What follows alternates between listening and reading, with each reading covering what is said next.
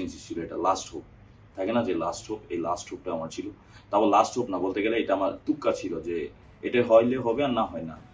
R I got my visa, like it's a blessing for me. আর একটা কথা আছে যে আইএলটিএস যে দেয় সে বিদেশ যায়।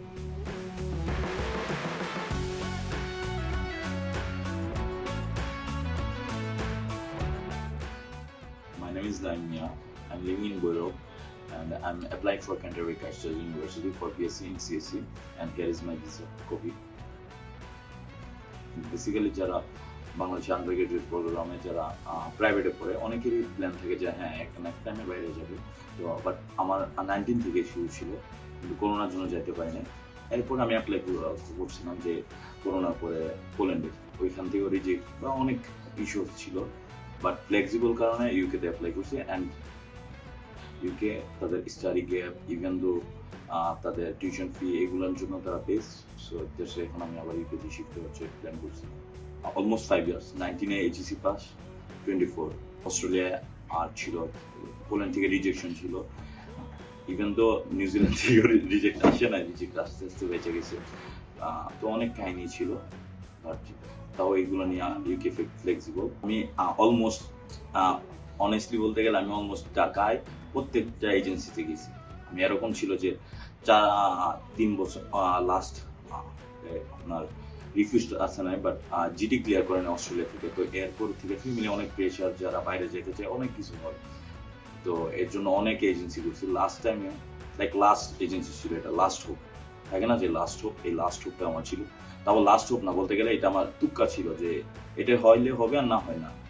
আর I got my visa, like it's a blessing for me. কারণ এই জায়গায় এই যে ইউকে ওনাদের ভিতরে একজন ছিল যে ফাতেমা আপু, ওনার সাহায্যে আমি আর কি ভিসা ইয়ে করছি।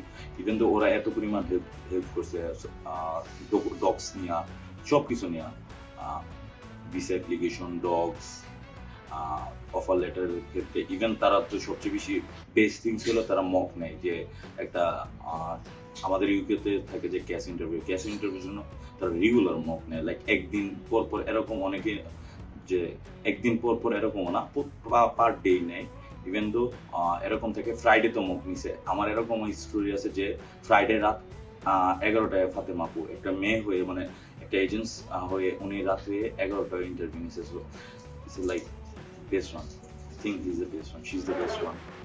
আমার থেকে সবচেয়ে বেস্ট এজেন্সি। আমি কিছুদিন আগেও আমি হোপ ছেড়ে দিয়েছিলাম, বাট হ্যাঁ ওনাদের কারণে বলছিলাম যে অনেক ইস্যু হইতেছিল যে কি করা যায়, বাট ওনাদের মোটিভেশন ইভেন অনেক কিছু নিয়ে ওনারা আমার সাথে ছিল সবসময়। এখন ফ্লাইট টিকিট থেকে স্টার্ট করে প্রত্যেকটা থিংস ওনাদের সাথে ছিল। এই যে লাস্ট কিছুদিন ধরে যে বাংলাদেশে ইস্যু ছিল, যে পলিটিক্যাল ইস্যুর কারণে অনেক মানুষ ইউকে ইভেন অনেক কান্ট্রি থেকে রিজেক্ট হয়েছিল।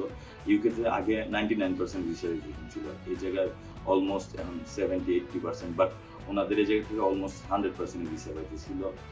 আর সবচেয়ে বড় কথা, এই এজেন্সিটা ওনারা ওই টাইম পর্যন্ত ক্রুশিয়াল মোমেন্টে আমাদের হেল্প করতেছিল, যে ভার্সিটির ডেটে এক্সটেনশন থেকে নিয়ে সবকিছু তারা একবারে ডিরেক্ট থার্ড কোনো এজেন্ট না, ফার্স্ট এজেন্টের মাধ্যমে ইউনিভার্সিটির সাথে কমিউনিকেট করতে, যার কারণে অথেন্টিক নিউজটা আমি পাইতেছিলাম। তো আমি অবভিয়াসলি রিকমেন্ড করবো ইউকে।